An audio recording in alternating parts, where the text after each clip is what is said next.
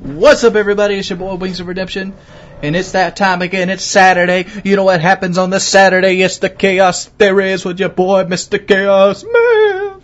Oh, what's up? Oh, you gotta drop the rap, son, before you go to AO.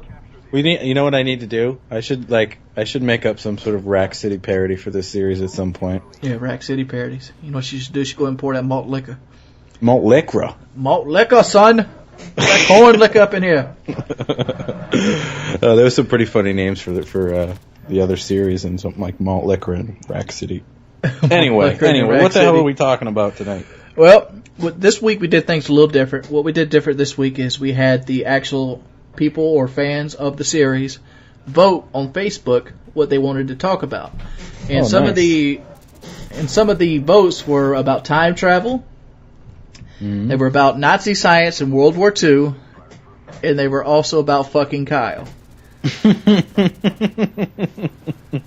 So we're going to talk about fucking Kyle now, right? Well, that's not a conspiracy. It could be. It could be.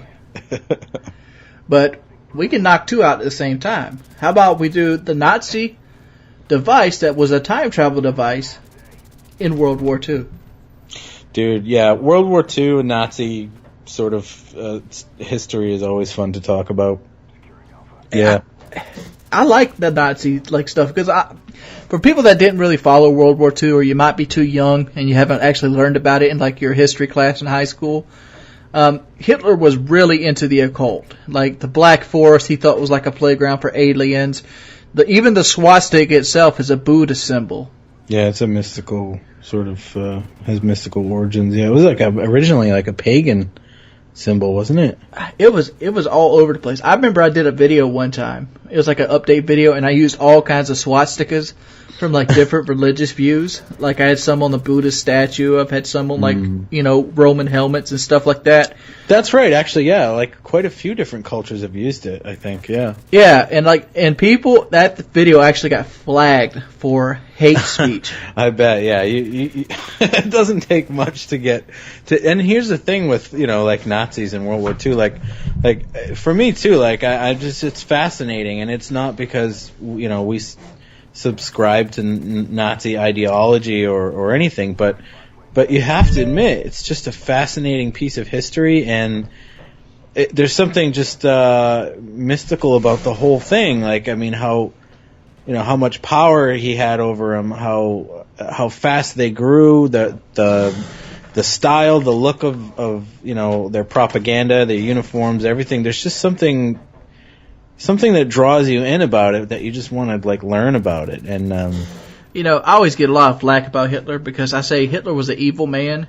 He was a man that nobody should probably imitate or mimic in any way, shape, or form. That's good advice. But Hitler took a German economy that was pretty much where America is. They were in recession. They had just lost World War I, and he rebuilt them from the ground up. Mm-hmm. And they became a superpower within a 10-year period. Yep. Germany was under the Treaty of Versailles. Yeah, the Versailles Treaty. Which was put into place after World War I, which, limited their navy, it limited their armaments, and it basically made them the shit dog of Europe. Everybody was out of work. There was unemployment was 40%. Yeah, Germany was in tough shape, and he came along, he turned things around, and he came into power in, the early 30s, right? 31 or 32? I think it was the mid-30s. I was 30... I think 536. I think, yeah, I don't know, but yeah, he started to rise, before that. But yeah, I think he took over in 35 or something like that. But yeah, within the span of 10 years, he turned that country into, just barely scraping by to, a world power. A world power that almost took over. Well, it took over the entire European continent. Well, I've always said most of Africa. If he had just waited until spring to go after Russia, why even go after Russia at all? Why not wait until you've pretty much made a bulkhead? You finish England off, you get the Africa going, you get all the oil from the Middle East, start pouring into your fucking Tiger tanks, then you go after Russia. Well, yeah, he created a war on two fronts. That was his fatal flaw.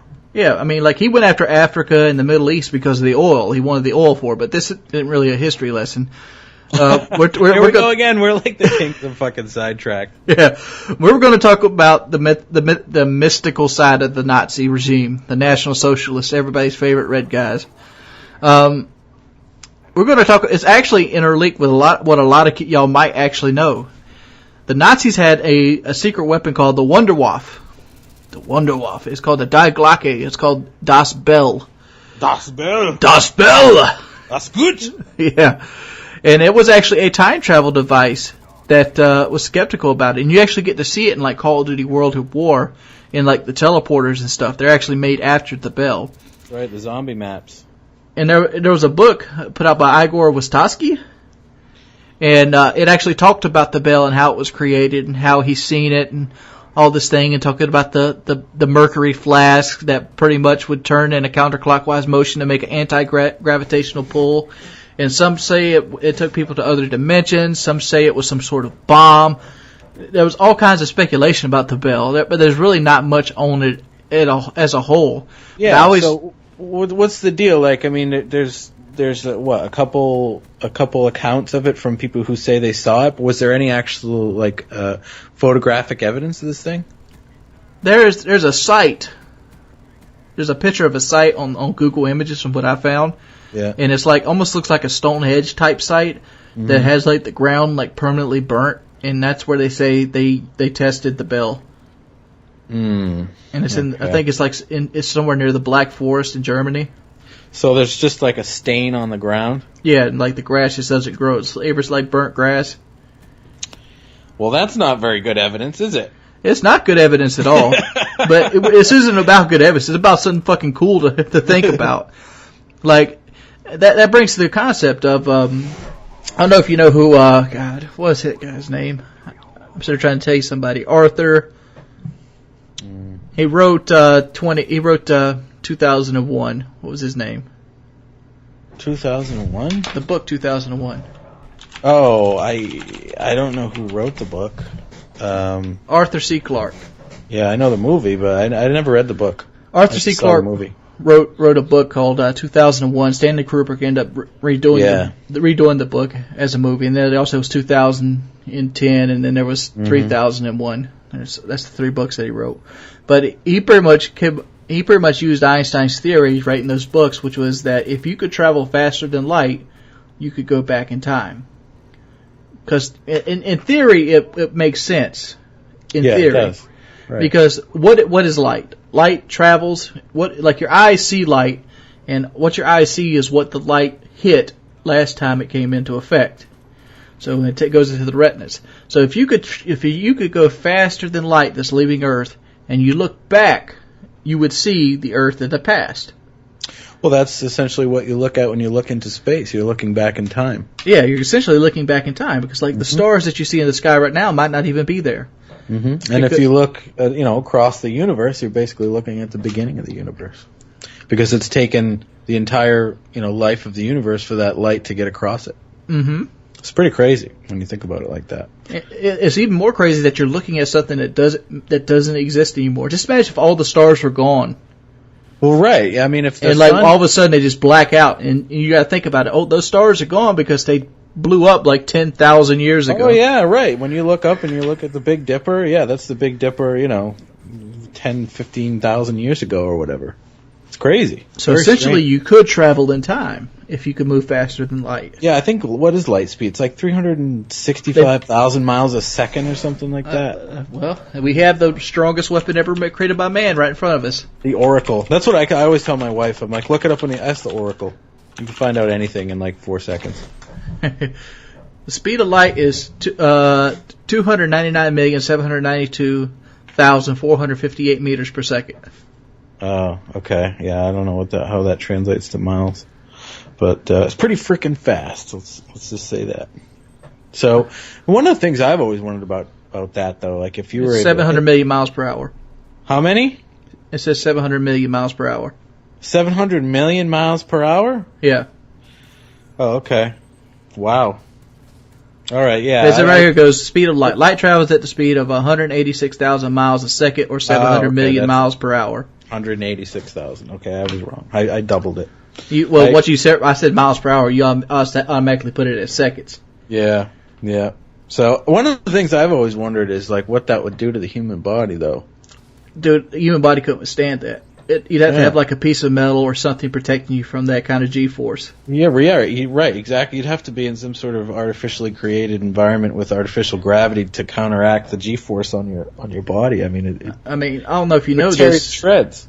Yeah, it would tear you shreds, but like they do tests out in Arizona where Area 51 is at, and they have this track that they sit on, and they launch these planes on this track to see how aerodynamic they are, and they get up to like 3,000 or 4,000 miles per hour.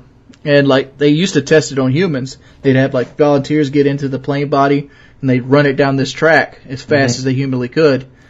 And people were having blackout spells. They were having brain damage. Their heart was busting. Humans can't withstand that kind of speed.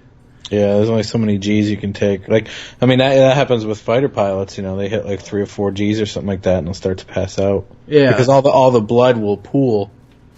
It basically pulls all the blood, you know, into certain parts of the body, like to the back of the brain or the back of the head or something. It makes you pass out. But well, all right. So let's get back to the Nazis. What the fuck were they going to do with this thing?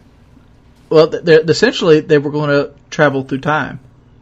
Okay. It's a time travel device. So they're going to go back to like Franz Ferdinand getting offed for the beginning of World War I. Well, the bill didn't come along. Well, obviously they were making the entire time, but Hitler was pushing.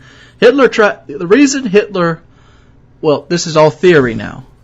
Let's go ahead and announce that this is all theory. We do not know history. We do not know how things done. I know. This is the disclaimer. All you wiki warriors out there, like we're not experts. We're 2 guys on a Call of Duty channel talking shit. So what was he doing? In theory, Hitler made one of the mistakes Hitler made was the Battle of the Bulge, which he crossed the river to actually fight the 3 armies, the 2 United States armies held by I keep forgetting his damn name. He's one of my favorite generals of all time. Patton had 2 armies, and Montgomery had 1 army, and Hitler hit him head on right there in the Battle of the Bulge. He did that to give himself time to get the bell going so he could go back in time and correct his mistake that got him in this situation. Really? Yes. That's theory, though. That's why they were developing this thing. I heard another crazy theory that the whole reason Hitler started World War II was so he could get the Spear of Destiny. Why would you need to start World War II to do that? I have no idea. This is a stupid theory that I've heard. There's some guy wrote a book in the 70s called The Spear of Destiny, which was basically saying that Hitler was obsessed with the spear that punctured Jesus Christ. And it's this, supposedly imbued with, magical powers and grant the wielder immortality and omnipotence and all that. So I don't know why exactly he was supposed to do it, but yeah, there's this crazy theory that Hitler was obsessed with this thing, and so he was trying to get it. Maybe that's what the bell was for. He was going to go back and get the spear. I'm gonna punch holes in this little theory here because Hitler was a nihilist. Like he believed in nihilism, which is basically nihilism. You mean nihilism? Yes. Did you ever see The Big Lebowski? No. Oh, dude, you got to watch that movie. Anyway, for another day. Keep going. But he believed that the meek would pretty much tainted the human genome. He wanted to kill off the retards, the blacks, the Jews. He wanted to take everything but the superior race and only allow them to breed. Right, eugenics. Yes, and the Nazis started that, or actually very early on in Hitler's power, they started a eugenics program where they basically started taking anybody with any sort of mental illnesses or physical deformities and started locking them up and sterilizing them. The Hitler Youth, they'd shoot kids. Like if you were a Hitler Youth and you couldn't run the mile in a time that they had set, you'd get shot. Yeah. He was trying to cleanse. But with that understanding, why would he believe in Jesus Christ? Why would he? Because nihilism doesn't believe in God. I don't know whether or not he was a nihilist. I don't know. I'm not familiar with his stance on Christianity, but as far as I knew, they dealt with. I mean, because didn't the Nazis work with Rome? I mean, they worked with Italy. Right, but they worked with the church specifically. I mean, there was ties to Nazi Germany within, not talking about Mussolini and all that, with Italy, but they actually had some ties with, I believe, the Holy Roman Empire. All that shit that was going on in Rome and with the Pope and everything. I mean, they sort of had connections to him. But he also worked with Russia until he's ready to take him over. Yeah, no, I know what you're saying. I don't know if he was atheist or not. I don't know that either, but I just saying it's hard to believe he's going after the Spear of Destiny when he has so many actual convictions of killing off people that were meek. Right, but if it wasn't for Indiana Jones, he would have had the Ark. How do you explain that? How do you explain that shit, Wings? What's up, right? Am I wrong? A guy with a bullwhip, set off Hitler's men. Did Indiana Jones not save the Ark from the Nazis? Yes, he did. Indiana Jones saved the Ark from the Nazis. There you go. He later got the crystal skulls, and he. I seen that shit. I saw it. He opened it up too. The Nazis opened it up, and shit got real. Yeah, real quick. Yep. Oh man. Okay, so what do we got left for time here? Let's wrap up with the bell here. So, yeah, let's wrap it up. So this thing was just a time travel device? It was supposed to be a time travel device. Some thought it was like this huge bomb he'd had set off, so when the armies got into Berlin, Germany, it would just wipe them both out while they hid underground. I mean, these are all theories. Do you stand next to it, and then they start it up, and then it's like the Star Trek transporter? Is that how it works? I think that's how it works. I mean... But that's how apparently Treyarch thought it worked too, because they end up being teleporters. The teleporters in Nazi Zombies are shaped after the Die Glock or the Das Bell. Das Bell. Das Bell. They say how you like dialing where you're gonna go. Like, is there? I mean, if you look at the picture, it's like Stonehenge. So how do they know where the hell they're going? Who knows? Maybe they didn't care. Maybe they just sent people through to see where they went. Get into the ring, go! Yeah, more likely the only place he went was to the ground after dying from radiation mercury poison. Schnell! Oh, boy. Oh man, we're gonna have to do more on World War II and the Nazis. We are. If you guys want more Nazi propaganda, let us know. Let us know in the comment section. By the way, rate the video. Check out Mr. Chaos Math's channel. Very good channel. Puts a lot of effort to his videos. He's actually building a great pyramid on Minecraft. That's good. Fucking cool. That's good. Hi. See you later, guys. Peace.